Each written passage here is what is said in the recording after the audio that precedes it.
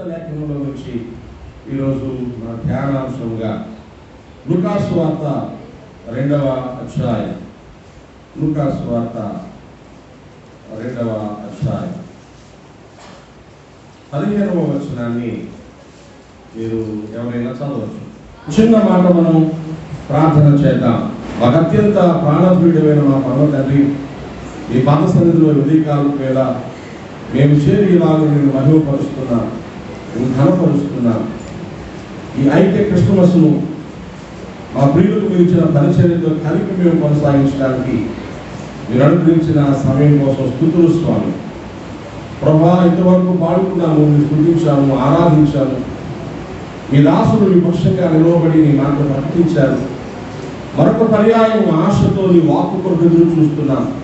నిలవబడి మీ దాసులు వట్టివాడని నిష్ప్రయోజకుడని ఎదిగిన వారై ఉన్నారు. మీ సన్నిధిని మీ దాసునికి అందించండి. మీ దాసుని మీ సన్నిధిలో నింపండి. దేవా, మీ దాసుని ముఖాంతరం నుంచి మాట్లాడండి. మీరు మాట్లాడితే మేము బ్రతుకుతామని ఎరిగి మీ మాట కోసం ఆశ్చర్యంలో చూస్తున్నాను. దయపాలించమని యేసు పరిశుద్ధ నామమున ప్రార్థించి వేడుకుంటున్నాం పరమ తండ్రి. ఆమేన్. ఆమేన్. నేరుగా క్రిస్మస్ సందేశానికి వచ్చేస్తున్నాను. క్రిస్మస్ అనగానే యేసు ప్రభువు పుట్టాడు, లోకానికి రక్షణ వచ్చింది. ప్రభు దగ్గరికి వచ్చిన వాళ్ళకి ఆయన మోక్షరాజ్యాన్ని ఇస్తాడు. ఆయనే దేవుని చేరడానికి నిజమైన దారి అనేటువంటి సందేశాన్ని పలురీతులుగా మనం ప్రకటిస్తూ ఉంటాం. But today I wants to share a few words about our self that we are the Christmas. ఈరోజు మనమే క్రిస్మస్ అనే విషయాన్ని మీతో చెప్పడానికి ప్రయత్నం చేస్తున్నాను.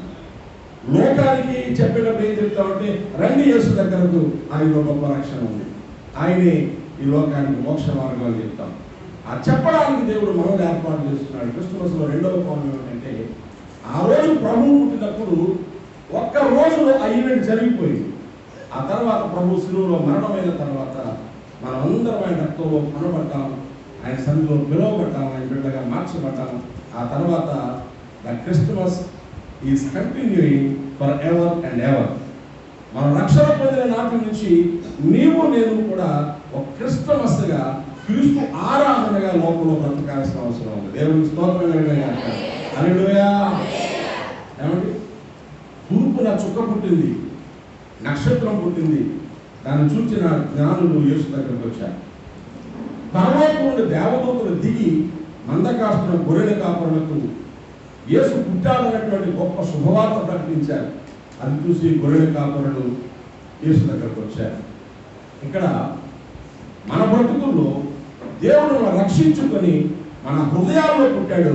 ఇప్పుడు మనం లోకంలోనికి ఆ సంగతి చెప్పడానికి బయలువెళ్ళాలి.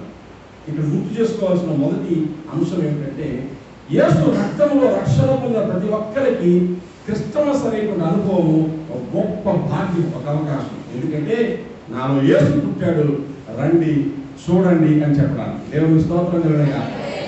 యేసు పుట్టిన తర్వాత అనేకమైన సంభవాలు మనం ఎనలైజ్ చేసుకుంటే 3 పేరు లేనటువంటి బెత్లెహేముకు గొప్ప పేరు వచ్చేసింది. అవునంటారా? ఎవరికి తిరిగిన బెత్లెహేము ప్రపంచపు దృష్టిని ఆకర్షించింది. యేసు పుట్టినప్పుడు సత్రంలో స్థలం లేక ఓ పశువుల పాకలో, ఆ పశువుల తొట్టెలో ఆయన పనులు పెట్టారు.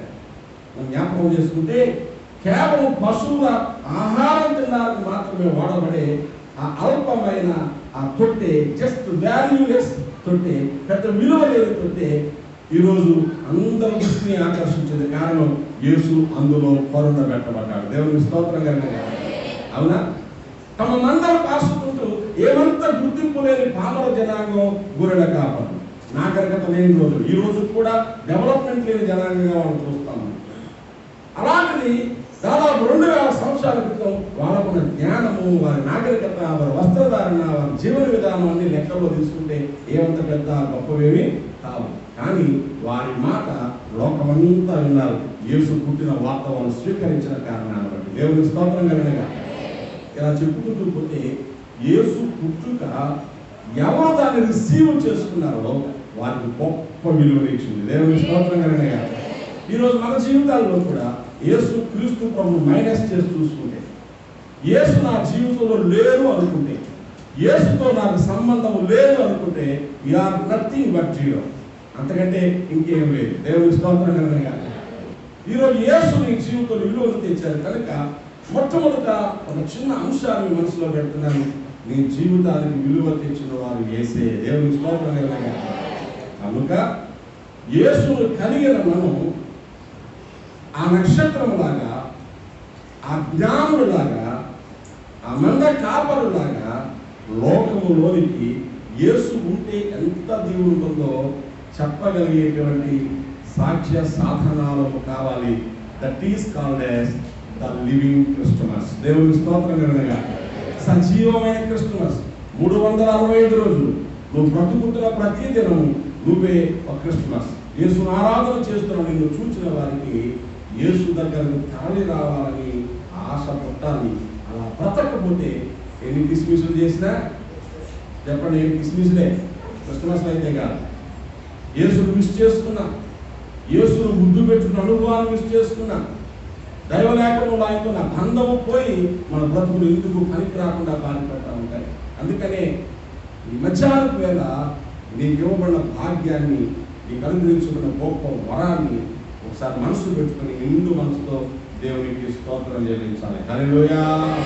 నాలో పుట్టినందుకు వందనాలయ్యా, నాకు దొరికినందుకు వందనాలయ్యా, నన్ను నింపినందుకు వందనాలయ్యా, నన్ను నడిపిస్తున్నందుకు వందనాలయ్యా, నన్ను దీవిస్తున్నందుకు వందనాలయ్యా.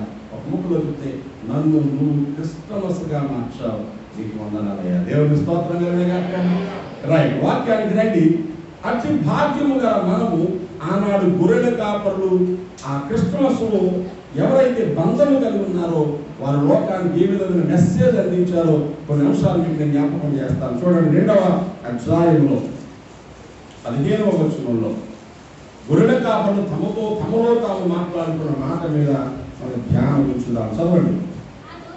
ఆ దూతలు తమ యుద్ధ నుండి పరలోకమునకు వెళ్ళిన తరువాత గొర్రెల కాపరులు జరిగిన ఈ కార్యమును ప్రభువు మనకు తెలియజేయించి ఉన్నాడు. దేవుని స్తోత్రం. ప్రభువు మనకు తెలియజేయించి ఉన్నాడు. మనము బెత్లెహేము వరకు వెళ్ళి చూద్దాము రండి. దేవుని స్తోత్రం కలుగుగాక. హల్లెలూయా, హల్లెలూయా. ఇక్కడ మొట్టమొదటిది ఒక గొప్ప భాగ్యం. గొర్రెల కాపరుల మాటలో అంశం చెప్తున్నాను. వారికి గొప్ప భాగ్యము ఇవ్వబడింది అని గుర్తించారు. ఏమిటా భాగ్యం? ఏమిటా భాగ్యం? ప్రభువు మనకు తెలియజేయించి ఉన్నాడు. దేవుని స్తోత్రం కలుగుగాక. ఎవరు తెలియజేయించున్నారు? వాళ్ళు ఏం చెప్పుకున్నారండి? ప్రభువు మనకు. 2 మాటలు పక్క పక్కన పెట్టుకోండి. ప్రభువు మనకు. అక్కడ అర్థం చేసుకోవాలి వాళ్ళకి ఎంత గొప్ప భాగ్యం దొరికిందని వాళ్ళు ఫీల్ అవుతున్నారు. అంటే యేసు పుట్టాడు అన్నటువంటి వార్త ఎవరో త్రోవను పోయే వాళ్ళు ఎవరో వచ్చి చెబితే వాళ్ళు పెద్దగా దాన్ని తీసుకోకపోయి ఉండేవాళ్ళండి. వాళ్ళు ఏమర్థం చేసుకున్నారు తెలుసా? బ్రతుకు తెరువు కోసం మందల దగ్గరకు పోయి రాత్రింబగళ్ళు చలిలోను, ఎండలోను, కష్ట సమయాలలోను, పూర్వకాల మధ్య మందలు జరుపుకుంటూ సమాజం చేత, ఇంటి చేత మరవబడే పరిస్థితులు వాళ్ళు. అలాంటి అల్పులమైన మనకు లోకరక్షకుడు పుట్టాడని ఎవరు చెప్పించారు మనకి? ప్రభు. దేవుని స్తోత్రం కలుగుగాక. సాక్షాత్తు దేవుడు మనకు చెప్పించాడు. ఎవరు వచ్చారు చెప్పడానికి? ఎవరు వచ్చారండి? దేవదూతలు వచ్చారు. చెప్పించిన వాడేమో దేవుడు, వర్తమానం తెచ్చిన వాడేమో దూతలు, వర్తమానమేమో లోకరక్షకుడు పుట్టాడని అన్ని గ్రేట్గానే ఉన్నాయి. ఎవరికి చెప్పించారు అంటే ఏమాంత ప్రాధాన్యత లేనటువంటి సమాజులు, పామరులైన గొర్రెల కాపరులు అక్కడ పట్టుకున్నారు. నాకు, ఎవరికి? నాకు దేవా, నువ్వు ఇంత పెద్ద బహుమానాన్ని కబురుగా ఇస్తావా? దేవునికి స్తోత్రం కలుగుగాక. హల్లెలూయా. అర్థం చేసుకుంటే ఈరోజు నీ జీవితంలో రక్షణ, యేసుతో నీ బంధము, ప్రభువునికి ఇచ్చిన భాగ్యము అంత గొప్పదిగా కనబడకపోతే క్రిస్మస్ చాలా సింపుల్గా మారింది. చెప్పండి ఒకసారి.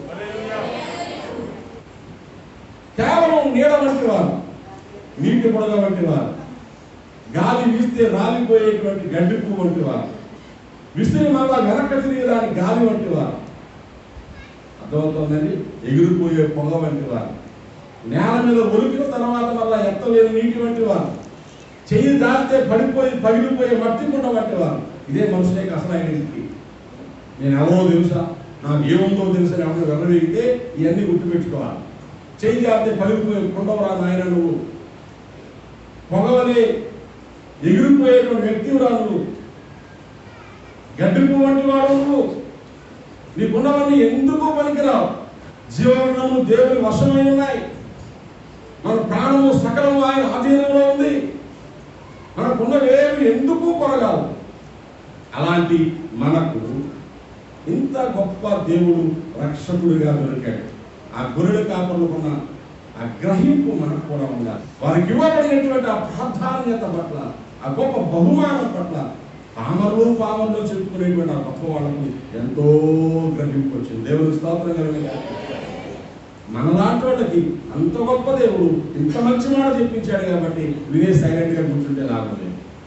కాబట్టి ఏం చేద్దాం, రండి మనం వెళ్ళి చూద్దాం. దేవుని స్తోత్రం కలుగుగా. మరి మీరు మందిరం వేసిపోతే మందిరం ఎవరు చూస్తారు? మందిరం ఎవరు చూస్తారండి? ఇక్కడ గుర్తు చేసుకోండి, నేను చెప్తున్నటువంటి అంశాల్లో మొదటిది, క్రిస్టమస్ నీకు ఒక గ్రహింపును కలుగు చేయాలి. అప్పుడే నిజమైనటువంటి నక్షత్రంలా మెరుస్తావు, దేవదూతలా ప్రకటిస్తావు, జ్ఞానుల్లో ఆరాధన చేస్తావు, కాపరుల్లా ఇతరులకు తెలియజేయడానికి ఉరకలు ఎత్తుతావు. నువ్వు జ్ఞాపకం చేసుకుంటే ఈరోజు చాలా మంది గ్రహింపులే. క్రిస్మస్ అంటే ప్రభు నా కొరకు గొప్ప రక్షణ కార్యాన్ని చేశాడు. దేవుని స్తోత్రం కలుగుగాక. దేవుడు మన కొరకు రక్షణ శృంగాన్ని ఏర్పాటు చేసేటట్టాడు. జకరియా భక్తుడు ప్రార్థన చేస్తూ లూకాసు వార్త 10 జీవితకాలం అంతా మరణంలో దాస్యంలో ఉన్న మనకు విడుదల కలుగు చేశాడు అక్కడ. ఆ మాట ఒకసారి మీరు చూడగలిగితే మొదటి అధ్యాయం లూకాసు వార్త 1:68 ప్రభు అయిన ఇశ్రాయేలు దేవుడు స్తుతింపబడును గాక, దర్శనమిచ్చి వారికి విమోచన కలుగు చేశాడు. నెంబర్ 1, ఏ విధంగా గ్రహింపు కలిగి ఉండాలా? ఇదిగో దేవుడు మనకు విమోచన కలగజేశాడు, దేవుడు మనకు రక్షణ కలగజేశాడు, దేవుడు మనకు ఆ విషయాన్ని గ్రహింపు తెచ్చాడు. దర్శనం అంటే అర్థం ఏంటంటే it makes us to understand. గ్రహింపు కలుగ చేశాడు, దర్శనం ఇచ్చాడు, రివీల్ చేశాడు, ప్రత్యక్షపరిచాడు మనకు ఇవ్వబడిన విడుదల కోసం.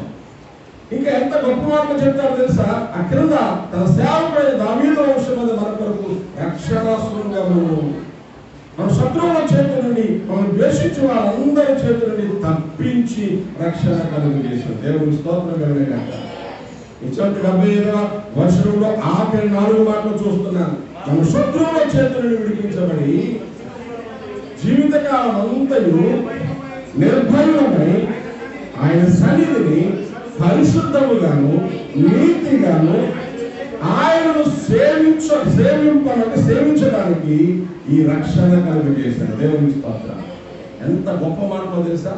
మనం గ్రహించడానికి ఖచ్చితంగా మన హృదయాలు తెరవాలి. Without proper understanding we cannot worship him. సరైన గ్రహింపు లేకుండా ఆయన ఆరాధన చేయడం కుదరదండి. క్రిస్టమస్ లో నీకు మన భాగ్యాన్ని అర్థం చేసుకోవాలి. అందుకే మొదట మనకు అనే 3 అక్షరాల కోసం చెప్తున్నాను. గొర్రెల కాపరి ఏమన్నా తెలుసా? మనకు తెలియజేయించాడు దేవుడు. ఏమిటి ఆ గొప్ప భాగ్యం అంటే? ఇదిగో జకరియా మాట కూడా కలుపుకొని చదువుకుంటున్నాను. మన విమోచన కలగజేశాడు, మనకు దర్శనం ఇచ్చాడు, మన రక్షణ శృంగాన్ని నడిపించాడు, మనతో ఆయన పరిశుద్ధ నిబంధన చేశాడు. అక్కడ మాటలో మనకు ప్రమాణాన్ని జ్ఞాపకం చేశాడు, మన శత్రువుల చేతి నుంచి విడిపించాడు, బ్రతికే కాలం అంతా భయము లేకుండా బ్రతకడానికి కృప చూపించాడు, ఆయన సేవించడానికి మన గొప్ప మార్గాన్ని కలుగజేశాడు. గట్టిగా చెప్పడం ఇది గొప్ప సందేశం. ఇది మనం అర్థం చేసుకోవాలి. గొర్రెల కాపరికి అర్థమైన మానవత్వం తెలియచేయించారు. మొదటి వారు గ్రహించారు. రెండవ వాళ్ళు ఏం చేస్తున్నారంటే దే రికగ్నైజ్, రెండవది రియాక్టెడ్. వాళ్ళు దాన్ని ప్రతిస్పందించారు. ఏం చేశారు తెలుసా? మందను విడిచిపెట్టి యేసును చూడడానికి వారు బెత్లెహేము వరకు వెళ్ళారు. దేవుని స్తోత్రం వెళ్ళారు, యేసును చూచారు, పరవశించారు, ఆ సంగతి అందరికీ చెప్పారు, సంతోషించుకుంటూ ఇంటికి వెళ్ళిపోయారు. దేవుని స్తోత్రం. ఇప్పుడు ఏం చేయాలో తెలుసా? ఎవరైతే ఈ గ్రహింపు కలిగి ఉన్నారో వారు నిత్యము యేసును చూచేవారు కావాలి. దేవుని స్తోత్రం. హల్లెలూయా. క్రిస్మస్లో ట్రీ పెట్టి, క్రిస్మస్లో కేక్ కట్ చేసి, క్రిస్మస్లో క్యాండిల్ సర్వీస్ చేసి, క్రిస్మస్లో క్యారల్ సర్వీస్ చేసి, అమ్మయ్య ఈ సంవత్సరానికి క్రిస్మస్ అయిపోయింది అనుకునే మొదలు. నిత్యము యేసును చూచేవారు కావాలి. వాళ్ళు ఏం చేశారండి? త్వరగా వెళ్ళి మరియను, యోసేపును, పుట్టులో పండుకునే శిశువును చూడాలి ఫస్ట్. క్రిస్మస్లో యేసును చూడటం అంటే ఒక్కరోజు ఆరాధించడం కాదు, నిత్యము ప్రభు కనుల ముందు దర్శించగలిగే స్థితి కలిగి ఉండడమే నిజమైన క్రిస్మస్. దేవుని స్తోత్రం చెప్పండి. అంటే రోజు యేసుని చూడాలంటే ఏం చేయాలి? సెల్ ఫోన్లో డీపీ పెట్టుకోవాలా, యేసు బొమ్మ, గోడ మీద ఒక క్యాలెండర్ పెట్టుకోవాలా, జేబులో ఒక ఫోటో పెట్టుకోవాలా, రోజు ప్రభు యాద చూసేసాను అయినా రేపు దాకా భయం చెప్పాలి. అంతేనా? మరి కాదు. ఎలా? ఎవరు చెప్తారో నిత్యము యేసును చూడడం అంటే ఏంటో, యేసు ఎక్కడ కనబడతారో, యేసు ఎక్కడ కనబడతారో మీకు ఏమో తెలుసా? వాక్యము. దేవునికి స్తోత్రం కలుగును గాక. హల్లెలూయా. ఆదియందు వాక్యం ఉండేను, వాక్యము దేవుడై ఉండేను, ఆయన దేవుడి యొద్ద ఉండేను, కలిగిన సమస్తం ఆయన మూలంగా కలిగింది. 14వ వచనం అంటాడు, ఆ వాక్యము శరీరధారి అయి మన మధ్య నివసించారు. దేవునికి స్తోత్రం. వాక్యము శరీరాన్ని ధరిస్తే యేసు క్రీస్తు అయింది, యేసు క్రీస్తును రాసిస్తే వాక్యం అయింది. దేవునికి స్తోత్రం కలుగును. హల్లెలూయా. వ్రాయబడిన వాక్యము లేఖన క్రీస్తు అని పిలవాలి. యేసును ఆరాధించడానికి వచ్చిన నువ్వు యేసు వాక్యాన్ని చదవకుండా వచ్చావంటే what kind of devotee are? నువ్వు ఎలాంటి భక్తుడు నాకైతే అర్థం కాదు. ప్రభువును దర్శించుకోవాలి. నీ ఇంట్లో, నీ దగ్గర మొట్టమొదట నువ్వు ప్రభుతో ఎన్కౌంటర్. ప్రభువా నాతో మాట్లాడవా నాయన, ప్రభువా నీ ముందుకు వస్తున్నాను చూడవా నాయన, నా బ్రతుకు లోపం ఏంటో చెప్పవా నాయన, నా సంగతి ఏం చేయాలని నేర్పవా నాయన ప్రార్థన చేసుకుని దేవుని వాక్యాన్ని చదవగలిగే తీరిక, ఓపిక లేని వాళ్ళు ఎలాంటి కొన్ని వేల క్రిస్మస్లు చేసినా నో యూస్. అందుకే నీకు విలువ అర్థమైతే, ఏమర్థమైతే? యేసు విలువ నీకు అర్థమైతే, యేసు ప్రేమ నీకు అర్థమైతే, యేసు లోకానికి వచ్చిన రక్షణ కార్యము ఎంత గొప్పదో నీకు అర్థమైతే ఆయన పట్టుకుని వదలకుండా ఉండగలరా? దేవునికి స్తోత్రం చెప్పండి. అలాగనగా మనకు శిశువు పుట్టెను, మనకు కుమారుడు అనుగ్రహించబడెను అని ఎవరి కోసం చెప్పబడిందో ఆ యేసు క్రీస్తు ప్రభు రావడం అనే జీవితాన్ని విలువ వచ్చింది. మన కొడుకు ముఖం చూడాలా వద్దనుకుంటుంది. మీకు అర్థమవుతుందా? వాక్యం చెప్పడానికి పాస్టర్ అనుకుంటున్నారా? బ్రతికింది ఎందుకు? బాగుపడ్డది ఎందుకు? మేలు పొందింది ఎందుకు? జనవరి నుంచి డిసెంబర్ వరకు భద్రపరచబడింది ఎందుకు? యేసుతో నీ బంధం ఎలా ఉందో చెక్ చేసుకోవడానికి. నీ బంధమే సరిగ్గా లేకుండా నువ్వు వీధుల్లోకి వెళ్ళి దేవుడి కోసం ఏం చెప్తావు? దేవుని స్తోత్రం చెప్పండి. ఊరందరికీ చెప్తున్నాం, రక్ష ముందు పుట్టాడు, శిక్షణ పోగొట్టాడు, పాకలోనే పుట్టాడంట పండు లాంటి చిట్టాడు, చూసి వద్దాం తమ్ముడు, ఒట్టి వద్దాం తమ్ముడు. అట్లా రారే సూతము రాజసుత్రుడి రే జననామాయను పాడేస్తున్నావా లేదా? అట్లాడేమండి. రక్షకుడు దయించినాడట మన కొరకు, పరమ రక్షకుడు దయించినాడట, రక్షకుడు దయించినాడు, రారెగొల్లా పోయినాడా, తక్షణమున పోయి మన నిరీక్షణ ఫలముందుదాము, రక్షకుడు దయించినాడట. ఆవిడ సంత ఉత్పత్తి పడతాం. ఇంతకీ నేను ఉదయించాడా? ఎరుముఖం పెట్టుకొని వస్తా. అప్పుడండి 15 ఏళ్ల క్రితమే బాప్తీసం తీసేసుకున్నాను. ఇప్పుడు ఉన్నాడా? చెప్పలేదు. ఈరోజు ఆయన పొద్దునే పలకరించావా? మాట్లాడు. మరి నాకెందుకు చెప్తున్నావు? నువ్వే సరిగ్గా చేయింది. జవాబు లేదు. So we are the failed messengers. ఓడిపోయిన చేత కానీ పనికి మారిన వార్తాహరణం. మనం చెప్పేటువంటి సువార్త పని చేయదు. We are preaching the ill gospel, we are preaching the dead gospel. జబ్బు సువార్త, సత్య సువార్త ప్రకటిస్తున్నాం. నువ్వు జీవించి ఉంటేనే నువ్వు ప్రకటించే సువార్త సజీవ సువార్త అవుతా. దేవుని స్తోత్రం చెప్పండి. లేదు కదా, చచ్చిపోయిన సేవకుడు యజమానికి ఏం సేవ చేస్తాడండి? we became nominals, నామకార్థంగా మారిపోతున్నాం. కానీ ఇక్కడ సందేశం ఉంది, వారు రియాక్ట్ అయ్యారు. మంద కాపర్లు వారు వెళ్ళి చూచారు. They are having the live experience, సజీవమైన సాక్ష్యం. అయ్యా ఈరోజు ప్రభు సన్నిధిలో ప్రార్థించాను, అయ్యా ఈరోజు ప్రభు మాటలు చదివాను, ఈరోజు ప్రభు దగ్గర నా హృదయాన్ని కుమరించాను, ప్రభు నాకు నెమ్మది దయచేశాడు. ఆ నెమ్మదిని నేను ప్రకటిస్తాను. దేవుని స్తోత్రం కలుగుగాక. హల్లెలూయా. కానీ క్రిస్మస్ అంటే నువ్వు సజీవంగా ప్రభువులో ఉండడం, నువ్వు ఉన్నదాని లోకంలో చెప్పడం. దేవుని స్తోత్రం కలుగుగాక. మంద కాపరులు వారికి ఇవ్వబడిన భాగ్యాన్ని గుర్తించారు. రెండవ సందేశం, మంద కాపరులు ఆ భాగ్యాన్ని సజీవంగా కాపాడుకున్నారు. దేవుని స్తోత్రం కలుగుగాక. మొదటిది దే రికగ్నైజ్, రెండవది దే రియాక్టెడ్, మూడవది దే రిజాయిస్. దేవుని స్తోత్రం కలుగుగాక. ఆరాధించేవారు ప్రభువుని ఇష్టంగా ఆరాధించాలి. దేవుని స్తోత్రం కలుగుగాక. ఎలా ఆరాధించాలా? గట్టిగా చెప్పండి, అందరూ చెప్పండి. 11 గంటల కార్యక్రమాలు 12 గంటలకు వచ్చేవాడు ఇష్టంగా వచ్చేట, కష్టంగా వచ్చేట. 1 గంటకు వచ్చేవాడు, 1 గంట నరకు వచ్చేవాడు, ఇక అయిపోయింది వచ్చేవాడు. దూరం అని చెప్పగలరు సుమా. దూరం అండి, శీతాకాలం అంటే మీకు ఉందో లేదో కానీ, మా ఏరియాలో కరోనా అంటే మీకు ఉందో లేదో కానీ, ఇవన్నీ కాదు. ఇష్టం ఎలా తెలుస్తుందండి? ఇష్టం ఉంది యేసులో, నీకు ఏం చేస్తావు? Your very moments, your expressions, your dedication, your decoration, ఇవన్నీ సాక్ష్యమే. తొందరపడి గుడికి వస్తావు. వారు ఎలా వెళ్ళారంట? త్వరగా వెళ్ళి. అంతేనా? రేపు వెళ్దాం, ఎల్లుండి వెళ్దాం, నువ్వు వస్తావా నేను వస్తావా? ఇష్టం లేకుండా చేసే పనులు ఎంత దరిద్రంగా ఉంటాయో. ఇష్టం లేకుండా దైవ సన్నిధికి రావడం కూడా అంతే దరిద్రాన్ని తెచ్చిపెడుతున్నాను.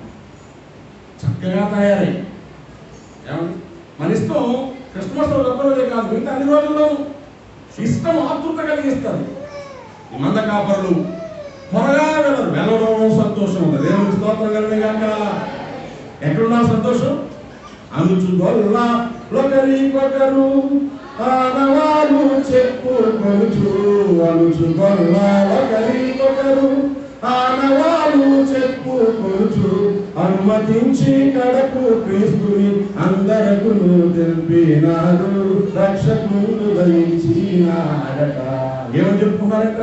దావీదు వంశమందు ధన్యుడు జన్మించినాడు, దావీదు వంశమందు ధన్యుడు జన్మించినాడు, దేవుడకు యెహోవా మాదా దిక్కుదేరి చూచినాడు, రక్షకుడు దయించినాడట. అనుచుకొల్ల ఒకరికొకరు ఆనవాలు చెప్పుకొనుచు. దేవుని స్తోత్రం. ఉత్సాహంగా రావాలి, ఒకరినొకరు పురుగొల్పుకొని రావాలి. దేవుని స్తోత్రం కలుగుగాక. వారు త్వరగా వెళ్ళారు, అందులో సంతోషం ఉంది. వారు యేసును చూస్తారు, అందులో సంతోషం ఉంది. వారందరికీ సంగతి చెప్పేశారు, అందులో సంతోషం ఉంది. చివరకు రాయబడిన మాట ఏంటంటే, వారు విన్న వాటిని కన్న వాటిని గూర్చి దేవుని మహిమపరచుచు స్తోత్రము చేయుచు తిరిగి వెళ్ళింది. దేవుని స్తోత్రం కలుగుగాక. మహిమపరుస్తూ స్తోత్రం చేస్తూ, దేవాని పొందనాలయ్యా, ఎంత గొప్ప భాగ్యము, ఎంత గొప్ప దీవెన నాకు ఇచ్చావయ్యా అని చెప్పుకుంటూ వెనక్కి తిరిగి వెళ్ళారు. దేవుని స్తోత్రం చెప్పండి. హల్లెలూయా. కనుక దైవ సన్నిధిలో చేరిన మనం మూడవది దైవ సన్నిధిని ఆనందించాలి. దేవుని స్తోత్రం కలుగుగాక. ఏం చేయాలి చెప్పండి? ఇప్పుడు నేను చూడగానే, నీలో సంతోషం చూడగానే, నీలో ఉప్పుతున్న ఉత్సాహాన్ని చూడగానే ఖచ్చితంగా పక్కన అడుగుతారు, ఏమైంది నీకు అంత చలాకంలో, ఏమైంది నీకు తెలీదా? యేసు పుట్టాడు. దేవుని స్తోత్రం కలుగుగాక. హల్లెలూయా. ఎవరు పుట్టారు? నాలో యేసు పుట్టాడు, నా సంతోషం. ఇట్స్ బబ్లింగ్ జాయ్, ఉరకలుపుతున్న సంతోషం. ఉత్సాహం ఉండాలా, క్రిస్మస్ ఆనందం ఉండాలా. ఇంటికి రంగులు లేకపోయినా, కొత్త బట్టలు లేకపోయినా, బిర్యానీ లేకపోయినా, ఒక నీరసం వచ్చినా, ఆ రోజు ఆసుపత్రికి వెళ్ళాల్సి వచ్చినా, మన హృదయంలో ఆనందాన్ని ఎవరు ఎత్తుకోవడానికి వీల్లేదు. దేవుని స్తోత్రం కలుగుగాక. ఇవన్నీ ఉంటే పండగ కాదు, యేసు మనలో ఉంటేనే నిజమైన పండగ. దేవుని స్తోత్రం కలుగుగాక.